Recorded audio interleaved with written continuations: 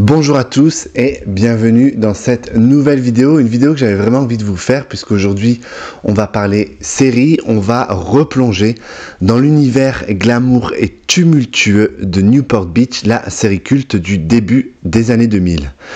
On va parler de l'histoire du projet et on va également voir le succès, le casting et bien sûr les secrets de tournage. Donc installez-vous confortablement et c'est parti, je vous emmène à Orange County.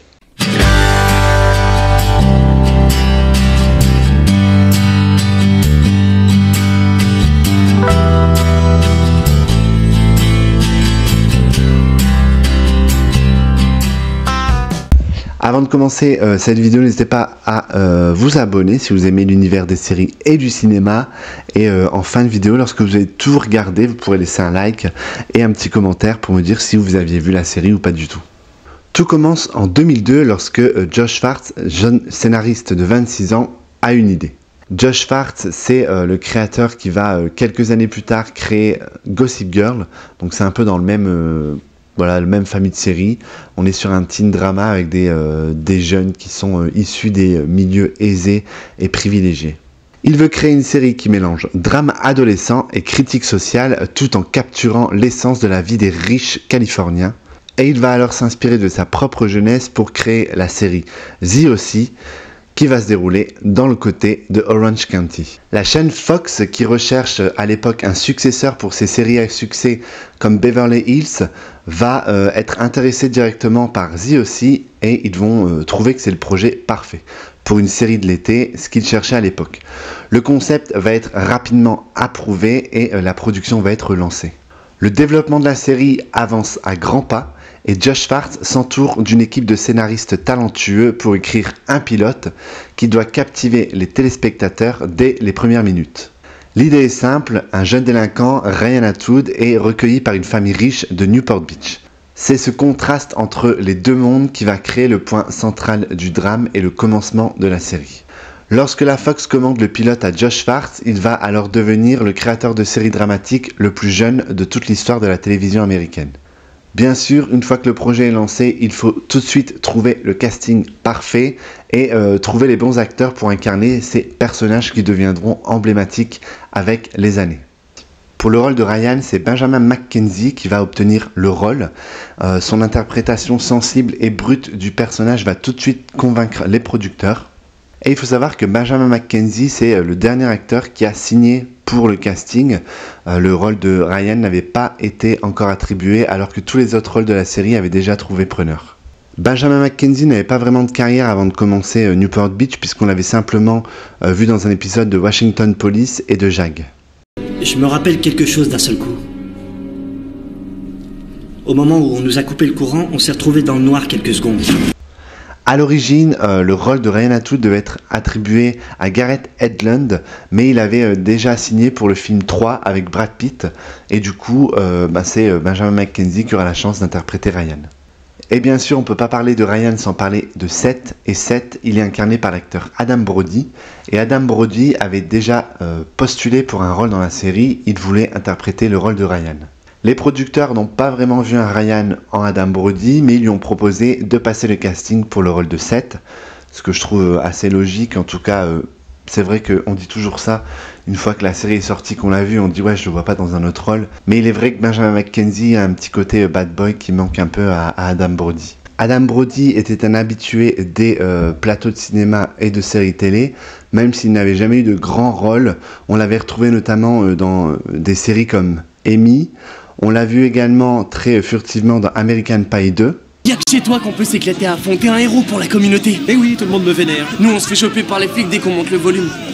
On l'a vu dans la série Smallville, Deuxième Chance. Vous avez pu le voir également dans un rôle plus conséquent dans la série Gilmore Girls et dans le film The Ring. L'éternelle amoureuse de Ryan, Marissa Cooper, elle est interprétée par Mischa Barton.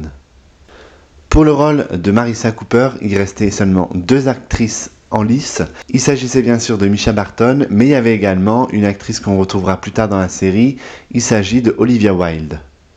Les producteurs ont fini par choisir Mischa Barton pour sa sensibilité, estimant qu'Olivia Wilde avait une force de caractère et une façon de jouer qui ne correspondait pas vraiment au personnage de Marissa. Et je vous le disais, on retrouvera Olivia Wilde dans le rôle d'Alex dans la saison 2, qui va jouer du coup la copine de Marissa. Mischa Barton, c'était une enfant star puisqu'on l'avait déjà vu dans des films comme Coup de foudre à Notting Hill, dans le film Le Sixième Sens avec Bruce Willis, mais également dans diverses séries télé. La meilleure amie de Marissa et l'amour de Seth n'est autre que Summer Roberts, qui était interprétée par Rachel Bilson. Et Rachel Bilson, elle vient d'une famille du spectacle, et avant Newport Beach, on avait pu la voir dans pas mal de séries, notamment dans Buffy contre les vampires et That 70 Show, et elle avait également fait pas mal de publicités. La mère de Seth et la mère adoptive de Ryan n'est autre que Kirsten Cohen, et Kirsten Cohen, elle est interprétée par Kelly Rowan. Et Kelly Rowan, étant un petit peu plus âgée que les autres acteurs, avait déjà une carrière qui était pas mal installée. Kelly Rowan, elle a fait des études d'art au Canada et elle va enchaîner les petits rôles dans les films et les séries avant d'avoir des rôles un petit peu plus importants dans des films à succès, notamment dans Hook de Steven Spielberg en 1991, dans Candyman et également dans Assassin. Et elle a également joué aux côtés de Samuel L. Jackson et Ben Affleck dans le thriller Changing Lines en 2002 avant de commencer Newport Beach. Ça s'anticipe une chose pareille? Si un gamin vous menace de mort, vous avez intérêt à l'écouter. Peter Gallagher interprétait Sandy Cohen, le mari de Kirsten et le père de Seth. Et Peter Gallagher, lui, il a une carrière aussi un petit peu plus importante que les autres acteurs. Il avait fait des études d'art et il avait commencé par des petits rôles, encore une fois, au cinéma et dans les séries. Et Peter Gallagher, il va également percer au cinéma dans des films comme Sexe, mensonge et vidéo en 1989. Et ensuite, il va tourner un film aux côtés de Nicole Kidman et Alec Baldwin, donc le film Malice, qui est un thriller. Buddy? Buddy! Tiens, bonsoir. Oh, est-ce que je suis contente de vous revoir. C'est toujours un plaisir de vous retrouver, Catherine. Melinda Clarke, du coup, qui interprétait Julie Cooper, elle, c'est une fille de célébrité parce que son père n'est autre que John Clarke, qui jouait dans le soap opéra Des Jours et des Vies. Et c'est d'ailleurs dans Des Jours et des Vies qu'elle va avoir son premier rôle en 1989. Elle va interpréter Faith Taylor. Et elle va également apparaître dans d'autres séries à succès, notamment dans Charmed, dans Xena la guerrière et également Vampire Diaries, avant d'intégrer le casting de Newport Beach. C'est un deuil pour le peuple des Amazones. Et c'est normal. Xena était une vraie Amazone, même si elle disait le contraire. Le tournage de Newport Beach va commencer en 2003, et bien que ce soit censé se passer à Newport Beach, comme le nom de la série l'indique, en fait beaucoup de scènes vont être filmées à Malibu et à Redondo Beach pour des questions de logistique et de budget. Les acteurs vont devenir proches assez rapidement, ce qui fait que le plateau va se transformer un peu en colonie de vacances et ça va être décrit vraiment comme professionnel et détendu, et il va quand même y avoir des scènes chargées émotionnellement, notamment entre Ryan et Marissa, qui vont demander des prises voilà, un peu plus concentrées et qui vont devoir être recommencées à plusieurs reprises. Il faut savoir que la série Newport Beach était une série qui devait être à la base une série d'été, donc simplement une série qui serait diffusée l'été sur les chaînes américaines, mais vu le succès que ça a très très vite rencontré, c'est devenu une série à succès et c'est même devenu une des séries principales de la chaîne Fox, et on va commander du coup d'autres saisons qui vont suivre rapidement. Il faut savoir aussi qu'à l'époque, on était encore sur les saisons qui avaient énormément d'épisodes. La première saison, elle a plus de 25 épisodes, donc c'est assez long.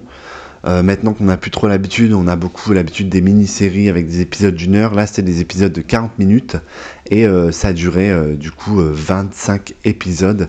Et la série va durer 4 saisons et rassembler 94 épisodes en seulement 4 saisons, c'est plutôt pas mal. Je vous le disais, ça va être un succès national et international. La série va vite débarquer en Europe. Who are you? Whoever you want me to be. Okay. Wer bist du denn? Für dich bin ich, wer du willst. Ah ja. Salut, t'es qui? Je suis ce que tu veux que je sois. D'accord. ¿Y tú quién eres? Quien tú quieras que sea. Ah, bueno. Je me souviens que le premier épisode que j'ai vu, c'était en Allemagne, chez mon correspondant. Et du coup, je connaissais pas trop. Et il me disait que lui et ses potes étaient à fond dedans. C'était vraiment la série du moment. Du coup, en rentrant, je m'y étais intéressé. À l'époque, c'est diffusé sur France 2 en France. Mais voilà, succès international. Les acteurs sont devenus des stars. Je pense notamment à Mischa Barton, qui a très mal vécu la célébrité. Mais voilà, ça a ouvert la porte à pas mal de choses pour tous les acteurs et actrices de la série. Il y a également eu un gros impact culturel, je pense notamment à Noël-Hanukkah, donc la célèbre fusion des deux fêtes, Noël et Hanukkah, qui est célébrée dans la série. Il va y avoir des cartes en fait qui vont être créées, qui vont être distribuées dans tout le pays, donc aux États-Unis. Donc la série aura vraiment un impact sur la vraie vie. Et bien sûr, il va y avoir les produits dérivés, il va y avoir tout ce qui est magazine, une de couverture, les BD, enfin vraiment, on va être sur un très très gros succès populaire. Et c'est assez dommage que ça n'ait duré que 4 saisons, mais je pense que le fait que Mischa Barton soit parti à la fin de la saison 3, c'était assez compliqué à gérer au niveau scénario. Mais voilà, et puis c'était un teen drama, donc c'est vrai que quand la série commence et que les ados ont 16 ans, ils arrivent à 20 ans, du coup on n'est plus trop sur un teen drama, donc voilà, 4 saisons c'était bien, mais c'est vrai que c'était vraiment une série qui était top, et c'était toujours un plaisir de regarder les épisodes. Je regarde encore de temps en temps des épisodes quand l'envie m'en prend, mais moi j'avais adoré. Je vous avoue qu'il n'y a pas énormément de gens qui regardaient autour de moi, donc je pense que ça a été un énorme succès, peut-être aux États-Unis, et un succès relatif dans les autres pays. En tout cas, je rencontre rarement des gens qui regardent Newport Beach ou qui l'ont regardé. Voilà, j'espère que cette vidéo vous donnera envie de regarder, si vous n'avez jamais regardé. Je vous propose maintenant de passer aux anecdotes de la série, en tout cas les anecdotes de tournage. Et on va commencer par la fameuse maison des Cohen. Moi je trouvais que cette maison elle était incroyable, elle était vraiment magnifique. Donc sachez que c'est une maison qui existe réellement, mais pour les besoins de la série, en fait ils ont pris l'avant d'une maison et l'arrière d'une autre maison. Donc les deux maisons se trouvent au même endroit, c'est à Pelican Bay, donc pas loin de Malibu en Californie, et ce sont des résidences privées, hein, donc vous pouvez pas aller visiter. Je vous montre les images de Google et vous voyez qu'en fait on a l'avant de la maison, celle-ci, je vous la mets en image, et l'arrière. Si vous regardez, ça correspond pas du tout à l'arrière de la série, mais en fait c'est la maison qui est à 2-3 maisons plus loin. Là on reconnaît bien la piscine avec le petit jacuzzi, et ce qui a été rajouté c'est du coup la pool house, donc la maison d'amis dans laquelle Ryan habite. Et en parlant de piscine, il faut savoir que la piscine qui était utilisée pour la série, c'était une piscine qui avait été reconstruite en studio. Elle ne faisait que 1,20 m de profondeur, donc les acteurs étaient à genoux et elle n'était pas chauffée. Je voudrais bien sûr aussi vous parler de la bande son, donc c'est une bande son qui est mythique pour moi, avec qui ont interprété le générique selon en fait les versions, parce qu'il y a plusieurs versions du générique, notamment des versions acoustiques pour les épisodes vraiment où il se passe quelque chose qui est très chargé en émotion. Et au-delà du générique, il faut savoir que toute la bande-son de la série, elle est vraiment top. C'est très rock californien, très rock de garage. Donc si vous aimez ce genre de musique, vous allez adorer la série, parce qu'il y a tout le temps des musiques qui sont au top. Je pense notamment au groupe Rooney, qui avait fait une apparition dans la série. Et c'est encore un groupe que j'écoute aujourd'hui.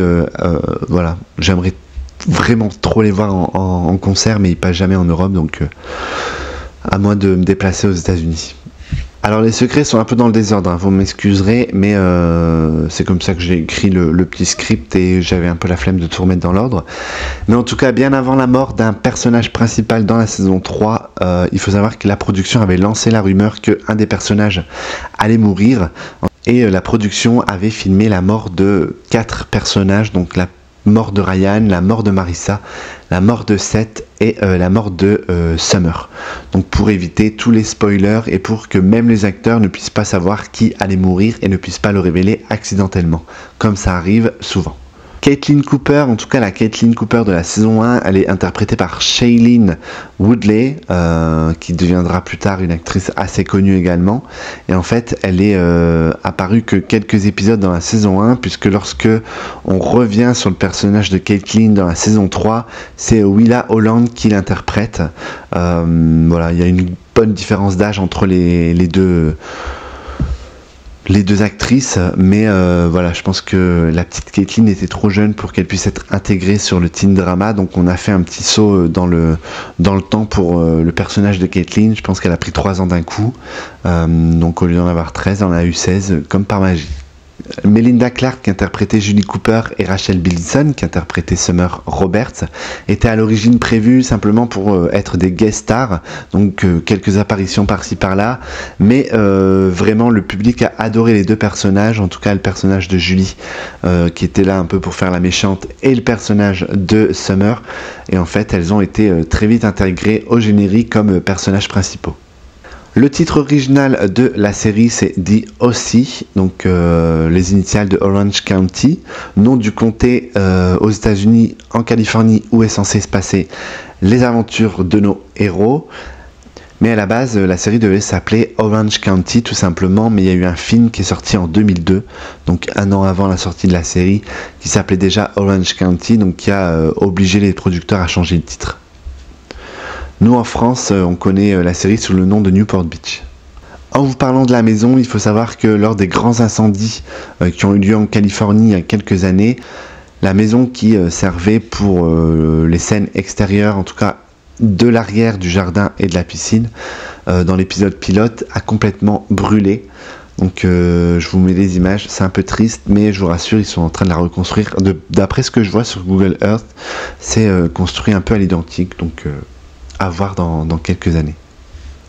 Il faut savoir qu'Adam Brody était phobique de l'eau et de l'océan. Du coup, lors de la saison 1, lorsqu'il s'éloigne en bateau, en tout cas son personnage s'éloigne en bateau pour rejoindre Tahiti, il faut savoir que c'est une doublure parce que Adam Brody simplement refusait de monter sur le bateau. Voilà ce que je pouvais vous dire sur l'histoire de la série Newport Beach, qui a vraiment marqué l'histoire de la télévision, peut-être un peu plus outre-Atlantique que ici, je dois bien l'avouer, mais en tout cas ça m'a vraiment fait plaisir de replonger dans cet univers. C'est vraiment une série que j'avais adorée. J'espère que vous aussi. N'hésitez pas à me dire en commentaire quel était votre personnage préféré de cette série. Moi je pense que c'était Seth, mon personnage préféré. Et j'aimais vraiment bien Julie. J'aime vraiment bien les méchants en général, et Julie pour moi c'était vraiment une bonne méchante avec qui on aime bien s'attacher, mais c'est vrai que c'est une sacrée garce des fois. Je vous dis à bientôt, n'hésitez pas à me laisser un petit commentaire, un petit like si vous avez aimé la vidéo, et on se retrouve bientôt pour un nouveau décryptage de séries ou de films.